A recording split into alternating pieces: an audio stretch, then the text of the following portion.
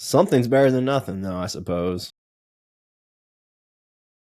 It is indeed. Something is better than nothing. Good day, John. How are you? Doing well, sir, Paul. Welcome to another lovely edition of whatever we're calling this. The PB&J podcast, I'd say, right? Yeah, right. Right. We could just rename it to Two Dudes Talking Shit. Anyway, so something is better than nothing. I'm going to just jump ahead and commandeer this one first and open by saying the reason that we are talking about this today is due to this all or nothing mentality that overtakes a great many of us in any endeavor, really. I want to go on a 5-mile bike ride. I can only go on a half-mile bike ride. So, fuck it, I'm not going to do anything. Or I really wanted to eat healthy today, and I had a good breakfast. I had a good lunch, but the only thing around me at dinner time was donuts. So I ate 40 of them.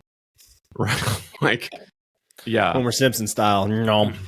Yes, exactly. Just yeah. One donut per bite, right? So one full-size donut per bite. So we tend to have this idea that unless we have it built into our goals, that we are murdering ourselves. That on the days when we can't, that our progress has been irrevocably impacted. And when I say that, you might be the kind of person who doesn't feel that way. And it may be true. But then again, you might be the person who doesn't feel that way, but also has dozens or maybe a couple hundred failed fitness and revamped eating or dietary attempts in your past. You may be a person who has endeavor after endeavor that has been started and stopped. Now, a great mass of that whole mentality has a lot to do with, as usual, the psychology that pervades in the fitness and mobility industry. When we are faced with the idea that we have to somehow limit ourselves in the face of whatever our projection was for what we're going to accomplish, we tend to feel defeated.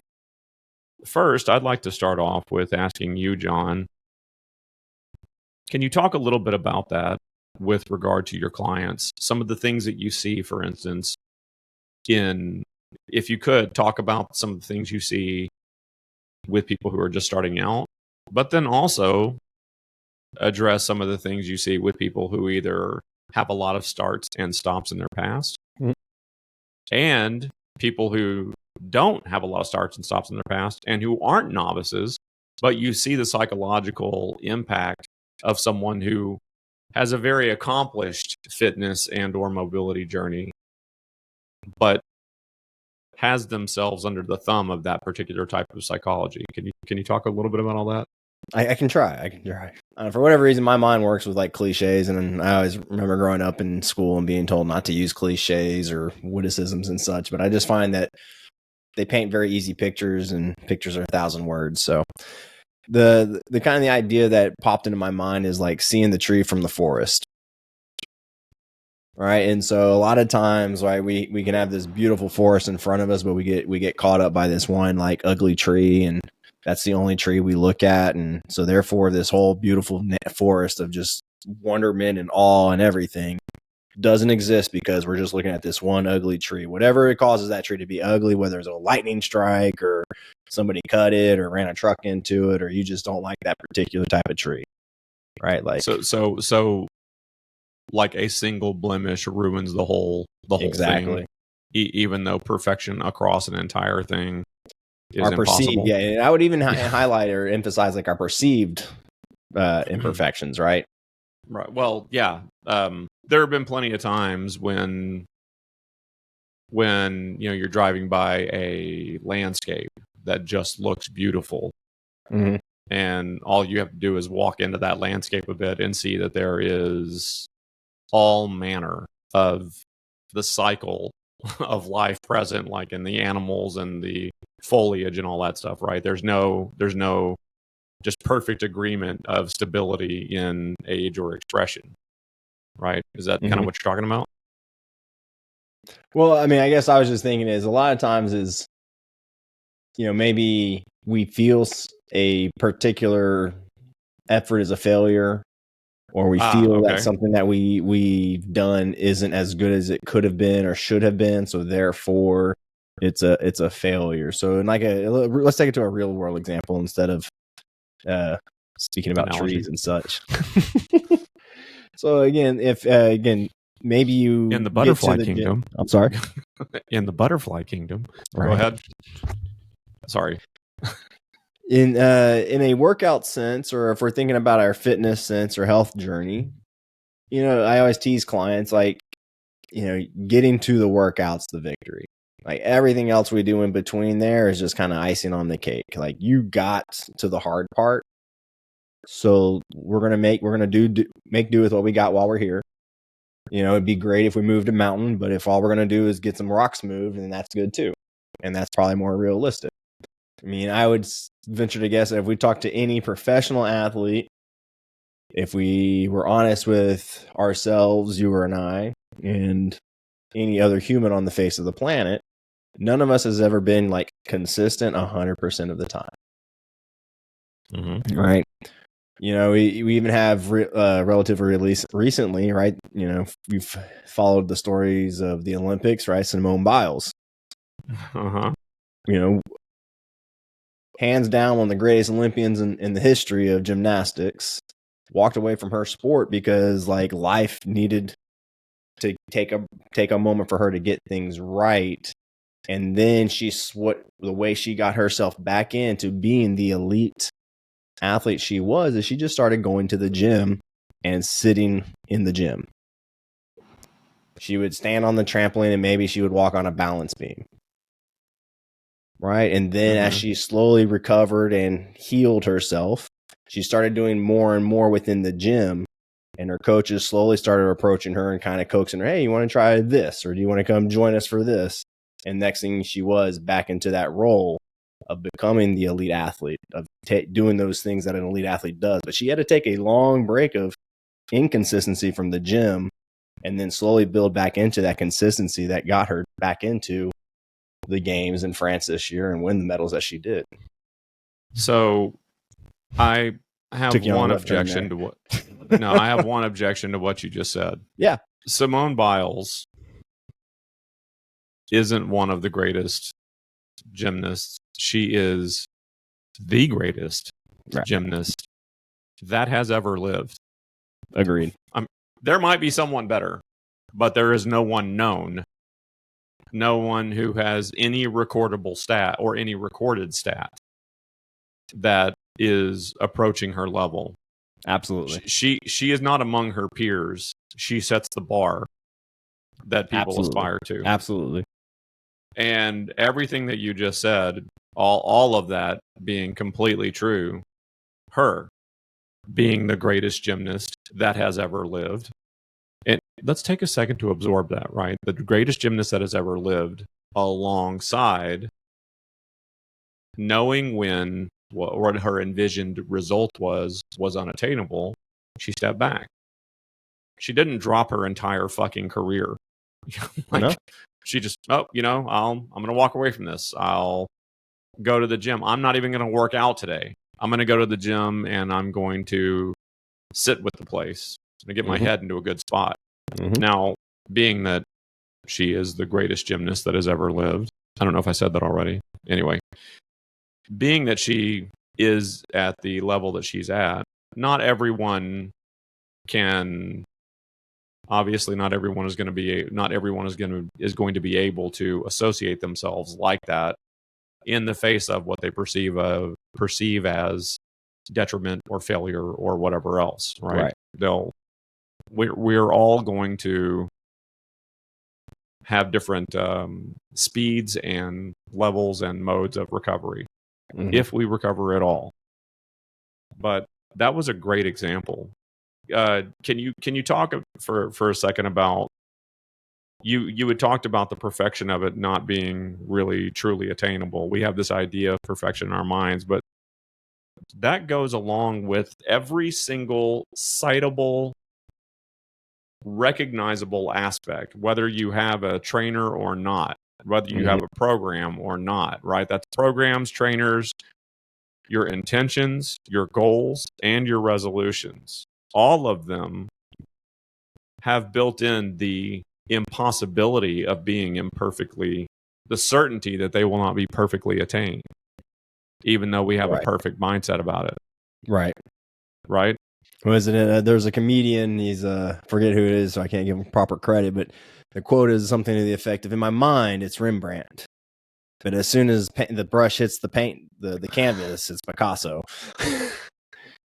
There you go. That's a lot of us. Was, I think many of us, we hop on our fitness journeys and, we go to the Whole Foods or the Central Markets or whatever our high class grocery store is, and we go get our fancy produce, and we get our humanely slaughtered, gently talked to, meats.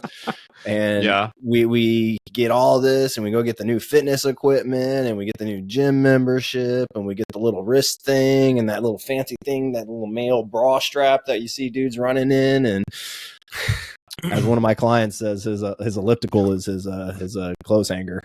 Clothes hanger, right? Yeah. And then after your workout, you go to the Perfect Body Grill. Right. And get your Ultimate Warrior meal. Right. Yeah. But it's good to have those mountaintops, and it's not. I'm not. I tease on them because we've all kind of been there in some form or fashion. I may not necessarily go on a Lululemon splurge, or go out and buy a bunch of Rogue bumper plates or something like that. But I sit down and I doodle and daydream exercise plans, and I'd come out with 6-month plans for, this periodization block I'm going to focus on this, and this periodization block I'm going to focus on this. And then life happens. Clients reschedule on my day, so then I can't work out the time I want to, or I got to end up taking dogs out to the vet and rescheduling my workout or reshifting my workout, or I'm a little tireder than I planned because I just had more that day, or it was hotter that day. And so therefore my workout has to change. I've got to maybe do a little less because I just don't have the time, or however it may be, but I still try to get in there, chip away a little bit. And I think that's where it is at the end of it for anybody, is finding a way to just, any skill, they always tell you to spend just at least 5 minutes a day at it. If you can spend at least 5 minutes a day at it, you'll start progressing and you'll start developing that skill. Exercise, weightlifting is a skill, right? I know movement should seem like this inherent thing that we just get up and do, and sort of yes. But when we're trying to, do resistance training, treat it as a skill, it'll change really kind of, I feel, how one can approach it. And it takes away a lot of, I think, some of the preconceived what you should be doing versus what you can be doing, or what you could be doing versus what you should be doing, I should say. You could put, 135 on the bar and start squatting it, and then you may feel like horseshit the next day because your back blew out and your knees are achy and you don't know how to lift properly. You don't have a good squat. Whereas if you'd have just gone with a 15-pound kettlebell and just done some body weight squats or some goblet squats, you'd have learned the technique. You'd have worked the muscles you wanted to work. And the next day, you don't feel like you just been throttled or thrown down the stairs. And then you'd be willing to do it the next day. Yeah, right. So let's talk a little bit about the range of people that might experience whatever. So you have the scenario that I'd like for you to talk about is a highly relatable one for many people, I think. You have someone who is resolved. They are going to get in shape. They're going to start eating healthy. But you know, one or both of those things. So they get a trainer or they get a nutritionist and they get on this meal plan or they get on this workout program. And the trainer says, all right, if you want to get real about this, I'm going to meet you here every day at 5 a.m. And they go, okay, cool. All right. So we got you booked out for a month of sessions, right? And there's a lot of like chest pounding, right? A lot of silverback on the mountaintop, you know, declarations of shit. And this person hits it hard for a week and a half. And one day they wake up and, you know, every day they are there every single day at 5 a.m. leaving a frazzled partner with some colicky kids or something, you know, or on their way to the gym, the car broke down and the trainer, when they arrive, the trainer looks at them, why are you so sweaty? Sorry, I'm 5 minutes late. My car broke down outside my house, so I ran here. You know, like The stuff legends they are do made that. of. Right. That, and cue that music. You know, this is how legends are made. Hey, you know what? Shit on it all you want, but I have never put on the Rocky theme song for a client that didn't do two things, and all of them do this. They all look at me like, man, what the fuck? But they all work out harder. Oh yeah. So you have hijack that. you for a second. One of the funniest What's up? things that I've ever happened in a group class Uh-huh. was I changed the Spotify soundtrack to like a movie themed soundtrack. So I didn't. It was just sound Spotify. I was just tired of listening to the same 3 playlists every morning. Mm-hmm. So it was just like it had like the Batman Begins like picture on it or whatever. And so I played, and it starts out pretty mellow and like it's kind of orchestra-y. And man, I tell you what, about halfway through that workout, they got them drums going, and it's just like a fight scene kind of song. I had never seen them clients just be booking it. And afterwards, the class, they all coming up to me like, John, never again. You cannot play this music list. There's real science behind it. Oh, yes. You know? The psychology and again, the rhythm, the brain in that rhythm is pretty wild. But oh my God, I just busted out laughing. I was like, guys, no one's telling y'all to go any faster. There's a scene of an old sitcom. It's old. Where outside this couple's apartment, there's some kind of construction happening. And it's occurring, or maybe somebody's learning how to play the drums or something, some kid. Anyway, it's this loud noise that happens in repetitions of 3 beats. So it's 3 beats, some kind of activity after that, and then 3 beats, right? And they talk about it. They know it's annoying, but they're just going to ignore it. And slowly, the whole thing of that episode is them eventually doing everything in 3 beats, right? Yeah. 3 beats, some activity, 3 more beats. It's a husband and wife in the scene, and she goes to throw shit away, and she presses the pedal for the trash, and the lid comes up, and she throws things away in 3s, that kind of shit. There's real psychology to it, and everybody's laughing about it because it's relatable. Oh yes. Okay, so you have someone who is really, really on it, or 9 to 15 to 20 days straight, and then all of a sudden they wake up feeling like they've gotten run over by a truck, right? Mm-hmm. Or it can be anything from they wake up and their body's like, no, you're not fucking. I'm not getting out of bed. I'm not getting out of this bed. You have the flu. But you don't have the flu, but your body's like, you might as well have the flu because that's how weak you feel right now. It can be anything from that to catastrophe at home, to an emergency at work, to like your car broke down, but you are not about to run through the pitch darkness to go to the gym, whatever. The psychology that takes over then is one that the previous 9 or 15 or 20 or whatever days, you've just wasted your fucking time because everything somehow hinged on this day, like you making it today. Right. And a couple of different things tend to happen. We either tend to feel down on ourselves, and because of that feeling of failure, and then we don't want to go back and face this non-existing judgment. Mm-hmm. So it's easier for us to cancel the next day, even when nothing's wrong. Or you feel like your progress is hopeless, and now it's going to take you 20 more days to get back to the spot.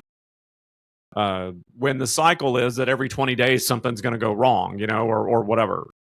Talk a little bit about that, about how you coach clients through that. Well, even to that degree, like in the very narrow sense of someone just beginning and going, ultra warrior at the beginning and kind of tailing off. To even people who have been doing it more consistently and then for whatever reason fall off. One of the big things I think is this perspective. When I was a kid, probably about 17, 18 years old, I used to always say, it's a matter of perspective. Me just being kind of a shithead and just trying to be a smart ass with people. Well, thank goodness that ended. Right. Never again was I a smart ass. Go ahead. But one of the things that, I found though is very, as shallow of a thought as it was, there is some depth to it in that, it's, if you've been on a workout journey for a while and it's just been a rough go of it for a couple of months, 6 months, a year, but look back where you were when you started your journey, right? Before you maybe knew how to lift, before you did lift, and maybe you have had a major transformation in your life. It's just, again, you've had some unreal couple of months, like the world went through a major shutdown a couple of years ago. Like there was a few gym memberships that got canceled and got shut down, and a few routines that we had that all abruptly stopped, and we had to figure out new routines. And then when everything kind of quote unquote went back to normal, right? Then now we had to figure out again new routines. And as much as we get kind of used and into a rhythm of things, you've been around long enough, you realize that nothing ever is consistent as much as we want things to be consistent. You had said something that was so good, I wrote it down. Uh-oh. And I want to read this. When we were talking about this subject a couple of days ago, you said, well, it's sort of like when we revise our eating structures. It isn't that difficult to comprehend that missing a meal and not reaching your macro goals is not the same thing as drinking a nice warm glass of melted butter. Oh. Yeah. So, yeah. Okay. Right. So it's not the same thing, right? Like you don't have to eat the healthy breakfast, the healthy lunch, and then because there are 64 donuts sitting in front of you, you don't need to eat all 64 of the donuts. Right. And the same one donut. And the same side of the opposite side of that, right? Like one donut does not undo any hard work that you may or may not have done. I was kind of chuckling to myself the other day as a lady was asking me about sports drinks or cramps and things of that nature. And I was telling her, you just get you a sports drink or something like that. Oh, but does that have sugar in it? Uh-huh. I'm thinking to myself, ma'am, you are outside, like trying to work out. And for those who don't know, it is like 100 degrees outside right now.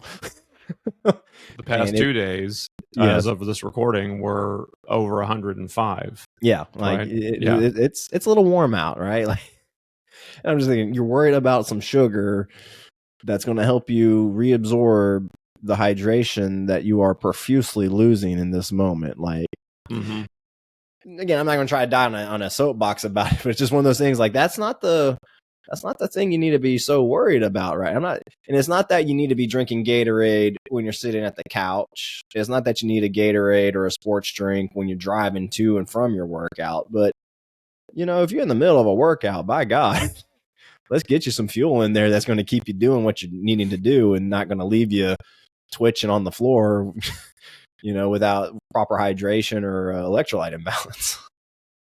Hopefully you don't go that far. Like, if you get that far, please. Right. Hopefully there's someone nearby you. So you had said something else, if you don't mind talking about it. Yeah. Where, with regard to, look, if you miss one, it's not the end of the world, right? Mm-hmm. You said muscle doesn't fall off, just like it doesn't hop on. Right. In college, you always say we have a six pack. It's just in the fridge. And we'd be grabbing our bellies and shaking them. Yeah.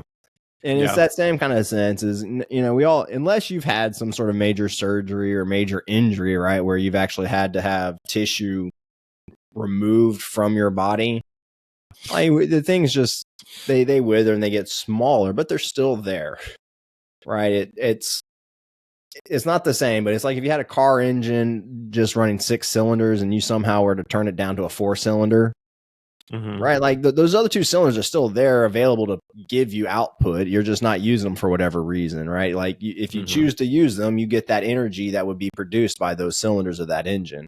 Like when we haven't used muscles, they're still there to be used. It's just we haven't used them in a while, so it takes time to knock off the corrosion and get used to using them again and building their strengths back up. And once we start using them, I mean, the stuff, your body wants to use them, right? Like, and when it knows to use it, or when it knows that it's okay, and I know this is kind of a weird thing to say, it knows, but we've got other episodes where we kind of will discuss have been kind of the safety mechanisms within the human body, some of the mechanisms the body has to protect itself from injuries and such of that nature. But if we don't ever go to particular ranges, then you don't know that you can go there. Therefore, you won't go there. And therefore, again, we lose that ability. I don't know if I answered your question there at all, or if I got completely off track again.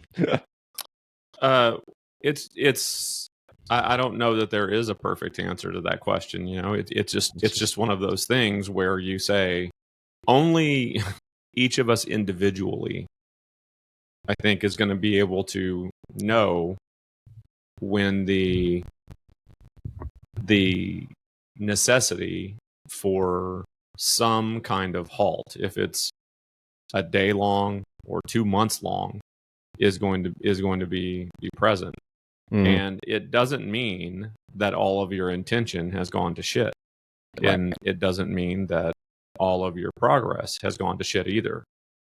It's well documented, for instance. Yeah, I know people who are in great shape and lifelong gym goers. When they, say something like, "Oh, I'm going on a weekend trip to wherever," and they get back and how do you feel? And they express some kind of sentiment about how they feel gross and feel overweight, even though they're like ripped and shredded all to hell, right? And they'll be like, "Yeah, I just feel gross and overweight and all that." And you're like, And the rest of us look at that kind of statement, compare it with that kind of a physique, right? And we just go, "Yeah, fuck you." Yeah. Yeah. Go back to where you came from. Yeah, your overweight is my goal. Piss off. And we tend to not let them have any slack over that, right? But when we ourselves experience the same thing, somehow we haven't gotten our permission slip yet to be able to take that time off, right? Yeah. Anyway, so that's all I was curious about. I think there's at the end of it's right. We just need to do what we can when we can, however we can do it as best as we're able to do it. And so whatever that looks like, and I've said this with clients when we're meeting is, and they say like, "How many times should I meet with you?" And I'll be frank with them. I'll be like, "I'd love to meet you 6-7 days a week and, make my bank account very happy." But, realistically is, again, like we've said numerous times, what's their schedule? What's their balance availability, right? If they don't have it, there's no sense in them booking with me, because booking with me isn't going to somehow just make them more fit, right? If a client's got some neck pain and they schedule a session with you, Paul, does their neck just get better? Right? Like, okay. So, right. Yes, they have a session with Paul and their neck gets, but they've done something during the session, right? Like, right. We don't just take the laptop and we're just like, and then everything's all better. Okay. So on that note, right, when I'm working with people, the entirety of the whole thing, right? Somebody comes to me and they have negated or they have crossed off all the possibilities of it being like something pathological or something physiological, and they're not suffering from some kind of disease or ailment or whatever else, right? That they get the report, and the report says, "Look, this is a mystery. like internal medicine wise, there's nothing wrong with you. So, go. Here's your pain pills. Here's your anti-inflammatories. Here's your pain pill. Yeah, here's your pain pills. Go take a yoga class. So someone contacts me and they tell me what's going on, and we look at whatever the patterns and habits are that have gotten them into this state.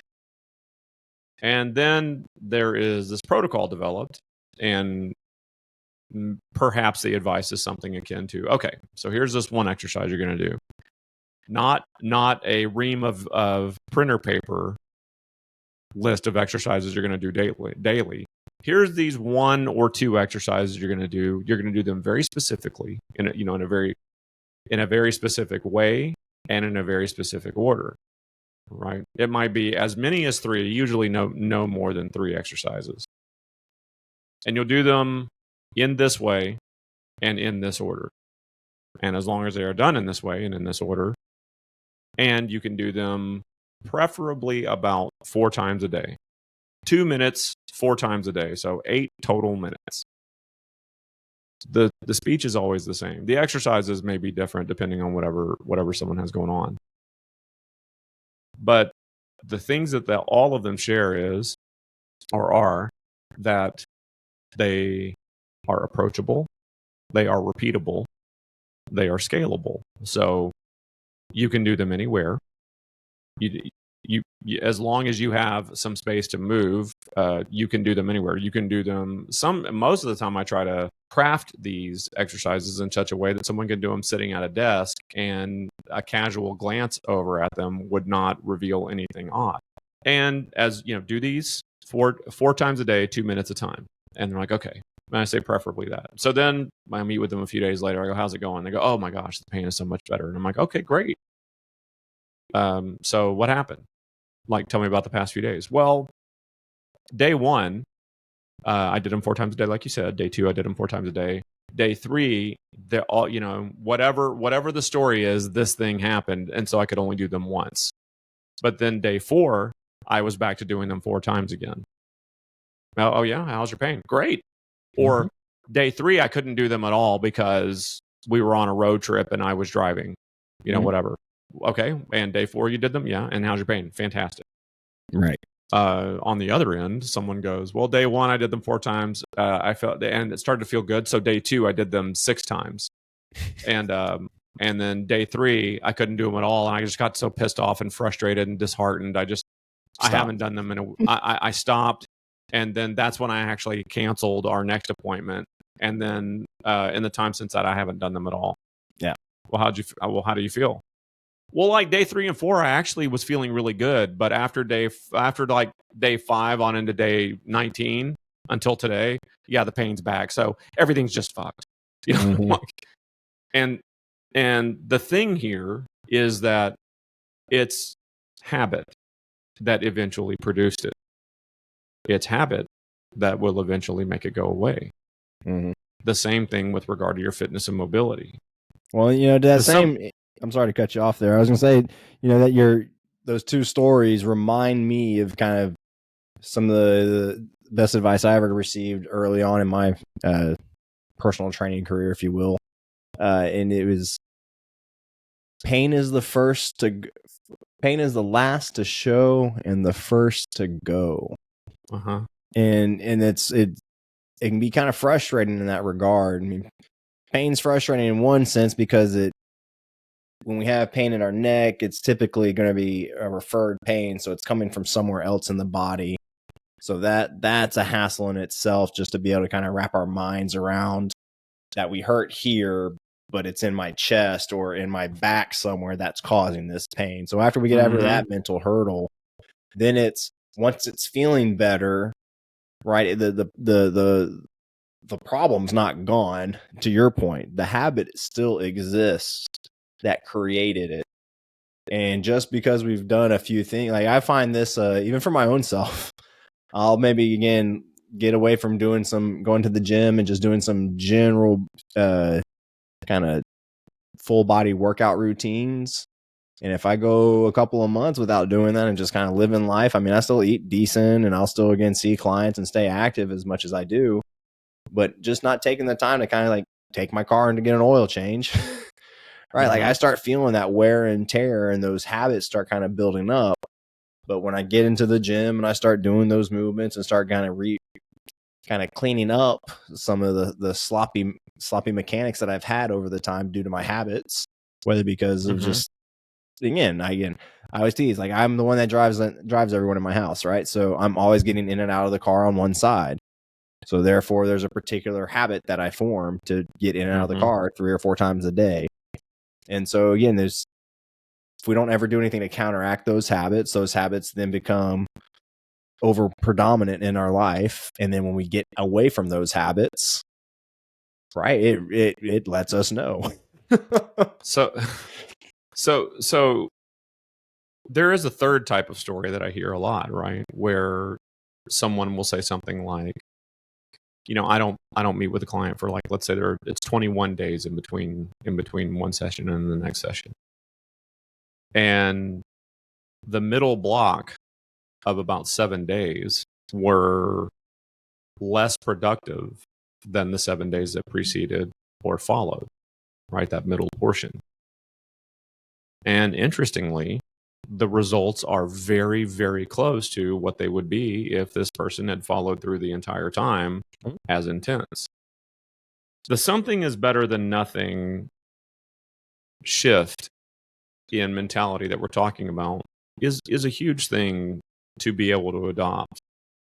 And as long as the reduced amount doesn't become the new habit, which eventually gives way to not doing it at all, right? As long as that does not become the norm, it's fine.